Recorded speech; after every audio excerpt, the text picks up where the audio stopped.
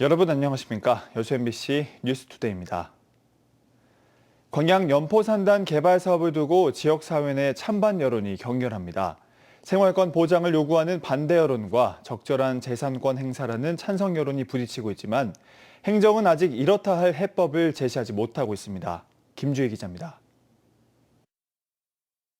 광양시 황금동 53만 4천여 제곱미터 면적의 연포산단 조성사업 예정 부지입니다. 오는 2030년 말까지 민간 주도로 사업비 1,200억여 원이 투입돼 제조업과 폐기물 처리 시설 등이 들어설 예정입니다. 지금은 환경영향평가 주민 의견 수렴 절차가 진행되고 있습니다. 하지만 최근 산단 개발을 두고 지역 내 찬반이 극명하게 엇갈리고 있습니다. 인근 황금지군의 공동주택 주민들은 과다한 폐기물 처리 시설이 들어서게 되면 환경훼손은 물론 주민 건강권에 심각한 침해를 받게 될 것이라며 강하게 반대하고 있습니다. 이와 함께 기존 생태 공간까지 없애가며 산단을 조성하는 행정은 아이 키우기 좋은 도시라는 광양시의 도시 비전과도 충돌한다고 주장합니다. 아이들 거주가 많은 지역인데도 불구하고 이런 가장 어떻게 보면 건강상이나 환경적으로 보호받아야 될 지역에 이런 폐기물 업종이 들어온다는 것 자체가 광양시에서 그 시민들의 그 건강이나 이런 환경이나 이런 주거 환경에 대해서 고민하고 있는 게 맞나 이런 생각이 들고요. 하지만 산업단지를 조성함으로써 현재 일대에 난립한 폐기물 처리 시설 등에 대한 체계적인 관리가 가능할 것이라는 찬성 여론도 존재하고 있습니다. 특히 인근 마을 원주민들은 자신들의 토지가 공업지역으로 묶여 수십여 년 동안 재산권 행사가 어려웠던 만큼 산단 조성이 늦춰져서는 안 된다는 겁니다.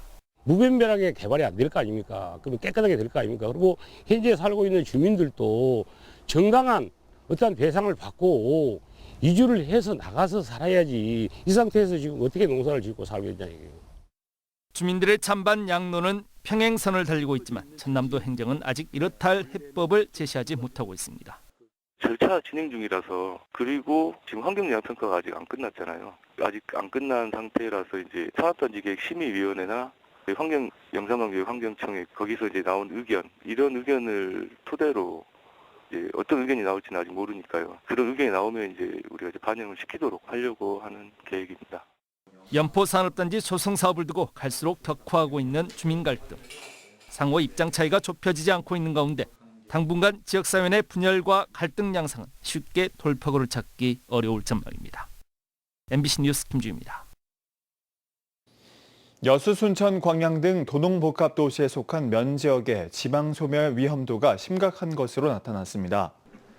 김문수 더불어민주당 의원실에 따르면 지난해 기준 지방소멸 위험 지수를 분석한 결과 여수, 순천, 나주, 광양 등 도농복합도시에 속한 34개 면지역 중 85%에 해당하는 29곳이 소멸 고위험 지역으로 분류된 것으로 파악됐습니다. 이처럼 도농복합도시에 속한 면지역은 행정구역상 시에 포함돼 있다는 이유로 인구 감소 지역 지정에 제외돼 정부의 각종 지원에서 배제되는 등 구조적 모순이 이어지고 있다는 지적입니다. 김 의원은 해당 읍면 지역도 인구 감소 지역으로 지정할 수 있도록 법적 근거를 마련하겠다고 밝혔습니다. 순천시가 내일부터 연말 지역 경제 활성화를 위한 모바일 순천사랑 상품권 특별 할인을 진행합니다. 이번 행사는 선할인 5%와 상품권 사용 후 추가로 5%를 돌려받는 총 10%의 할인 혜택을 제공하며 연말 예산 소진 시까지 이뤄집니다. 상품권은 지역 내 음식점, 전통시장, 소매점 등 다양한 가맹점에서 사용할 수 있고 자세한 내용은 순천시 홈페이지와 관련 앱을 통해 확인할 수 있습니다.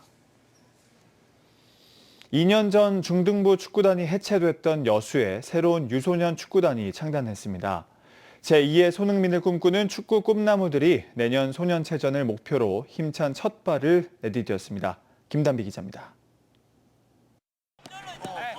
애뜬 얼굴에 유니폼을 입은 선수들이 훈련에 몰두합니다. 숨 돌릴 틈 없이 공을 차다 보니 추위는 사라지고 축구 꿈나무들의 얼굴에는 송골송골 땀이 맺혔습니다. 지난달 대한축구협회에 공식 등록을 마친 15세 이하 중등부 유소년 축구단 여수해양FC입니다. 현재 축구단에는 여수 지역 초중학생 22명이 참여해 훈련을 이어가고 있습니다. 협회 등록 후 3주 만에 첫 승을 거두면서 선수들의 사기가 많이 올랐습니다. 힘들기도 하지만 친구들과 함께 하니까 행복하고 즐겁습니다. 손흥민을 뛰어넘는 그런 유명한 축구 선수가 되겠습니다.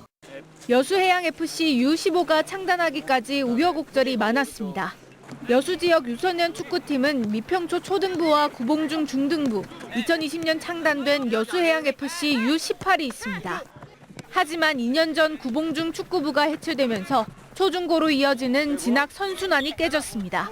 그 사이 선수 생활을 중도 포기하거나 다른 지역으로 진학하는 사례가 생겼고 초등부 축구단의 존재마저도 위태로운 상황에 놓였습니다. 이를 해결하기 위해 여수 공공스포츠클럽과 여수시가 힘을 모았습니다. 중등부 축구단 창단과 운영은 공공스포츠클럽이 책임지고 여수시는 고향사랑 기부금 등을 통한 후원을 약속했습니다. 앞으로 초중고 연계 시스템에서 중간 역할로 좀 저희가 좀 책임감 가지고 잘 해야 될 것 같습니다. 내년 소년체전 선발전 출전을 목표로 하고 있는 여수해양FC U15. 선수 유출을 막고 유소년 유망주 발굴을 통해 축구 저변을 넓힐 수 있는 계기가 될 것으로 기대를 모으고 있습니다. MBC 뉴스 김단비입니다. 올해 고흥사랑 상품권 판매액이 780억 원을 넘어서며 역대 최대 실적을 기록했습니다. 고흥구는 모바일 상품권 이용률이 지난해보다 2배 이상 늘었다며 소상공인 매출 증대와 골목 상권 활성화에 기여했다고 분석했습니다.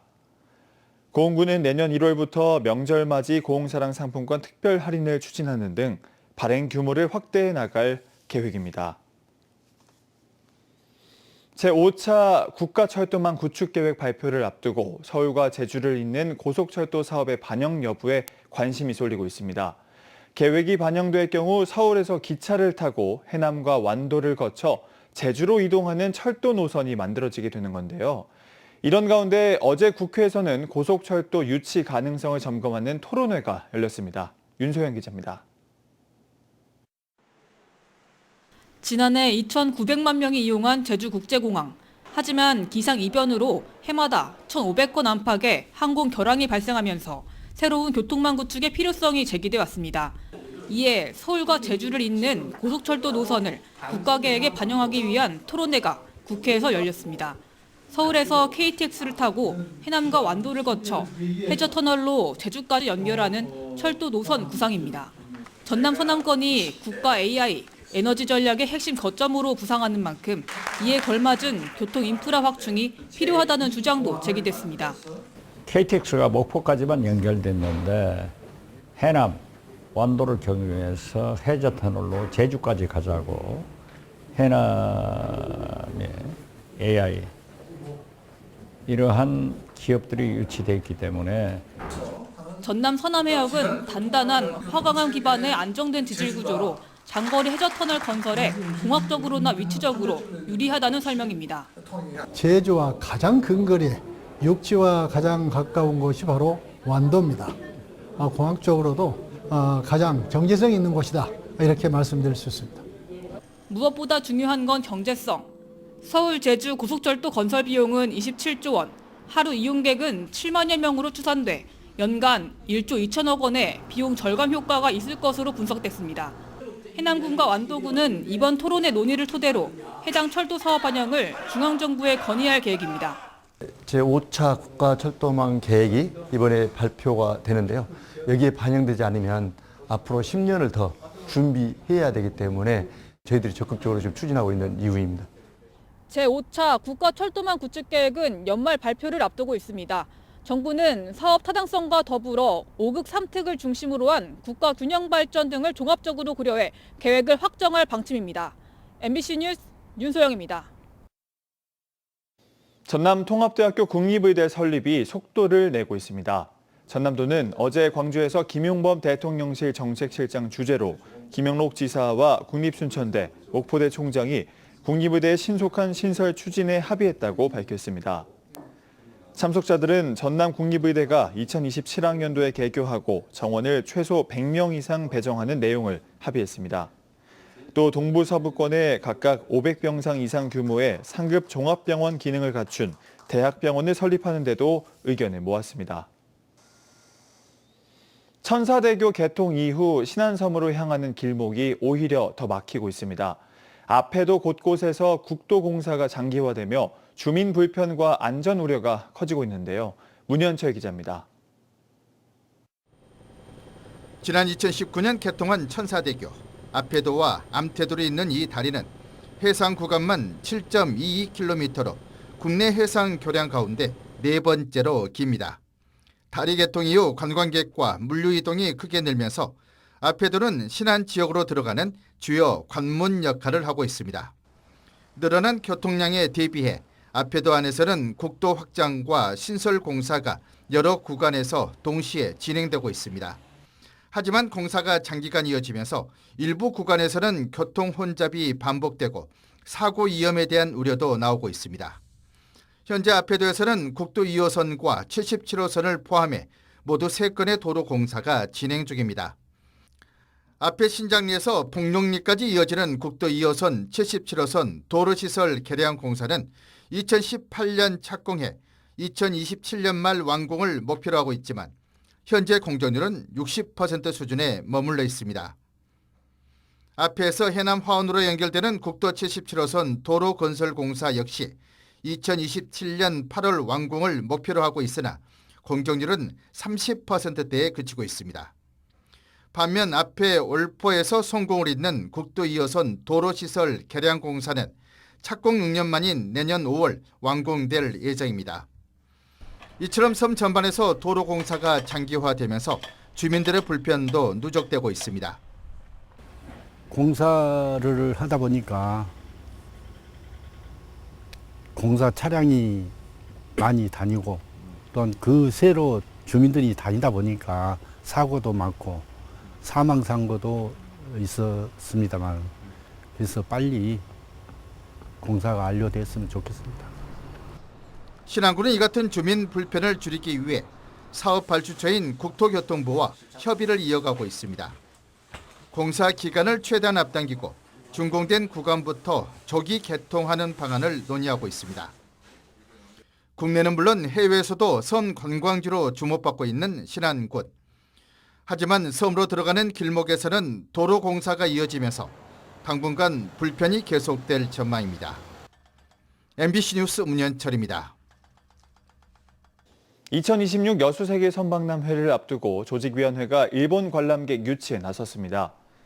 조직위는 일본 시간에서 열리는 한일관광진흥협의회에 참석해 선박람회 비전과 국제적 의미를 설명하고 일본 정부 기관과 현지 관광업계의 참여를 요청했습니다.